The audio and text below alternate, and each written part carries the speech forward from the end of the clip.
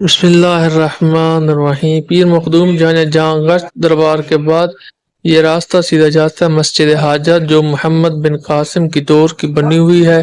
ابھی اس کا اور کام ہو رہا ہے، مرمت ہو رہی ہے۔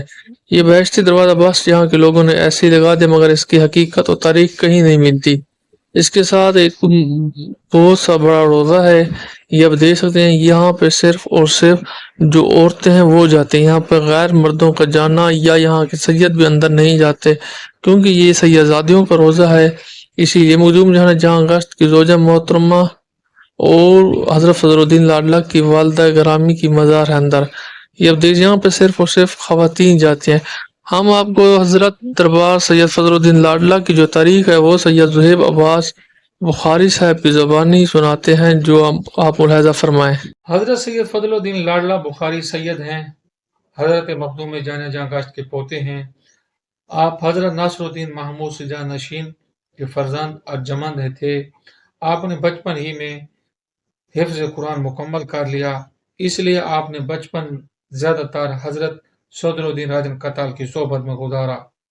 انہیں سے بیعت ہوئے، انہی سے خرقہ خلافت حاصل کیا۔ آپ نے ولایت و معرفت کے جملے امور حضرت صدر الدین راجن قتال کی صحبت اور نگرانی میں سر انجام دیے۔ آپ فقہا اور علم تصوف کے بہت بڑے عالم اور ماہر تھے۔ حد درجہ عبادت گزار اور متقی انسان تھے۔ کافی حد تک تارک الدنیا اور توکل پسند تھے۔ خدا نے بچپن ہی سے ان کی شخصیت کو پرکشش بنایا تھا۔ ان کی زبان میں حد درجہ کی تاثیر تھی۔ بچپن ہی سے لوگ آپ کی گرویدہ تھے۔ جو کچھ خدا سے مانگتے فوراً وہ دعا قبول ہو جاتی، اس لیے خاندان اور مریدین انہیں خدا کا لاڈلا کہنے لگے۔ آہستہ آہستہ ان کا نام ہی فضل الدین لاڈلہ مشہور ہو گیا، چونکہ ان کی زبان میں حد درجہ شیرینی اور تاثیر تھی۔ اس لیے آپ کے ہاتھوں پر ہندو کے گروہ در گروہ مسلمان ہوتے تھے۔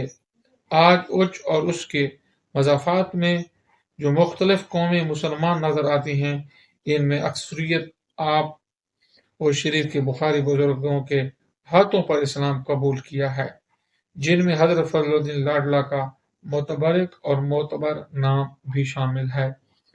حضرت سید فضل الدین لاڈلہ کی اولاد اچ میں دیوان کہلاتی ہے۔ کچھ خاندانی تبرکات بھی ان کے پاس موجود ہیں۔ آپ کا مزار حضرت مخدوم راجن قتال کی خانقاہ کے مغربی سمت واقع ہے۔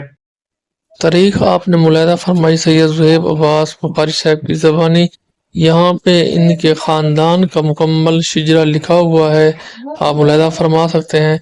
یہ دربار کا جو ہے نا وہ مین گیٹ ہے، جہاں سے آپ اندر جا سکتے ہیں، یہ لکھا ہوا بھی ہے، آپ دیکھ سکتے ہیں۔ اگر آپ کو ویڈیو ہماری اچھی لگی ہو تو ویڈیو کو لائک کریں، چینل کو سبسکرائب کریں اور نوٹیفیکیشن کو دبا دیں، تاکہ ہماری ہر نئی آنے ویڈیو آپ کو اس کو نوٹیفیکیشن حاصل ہو سکے۔ شکریہ۔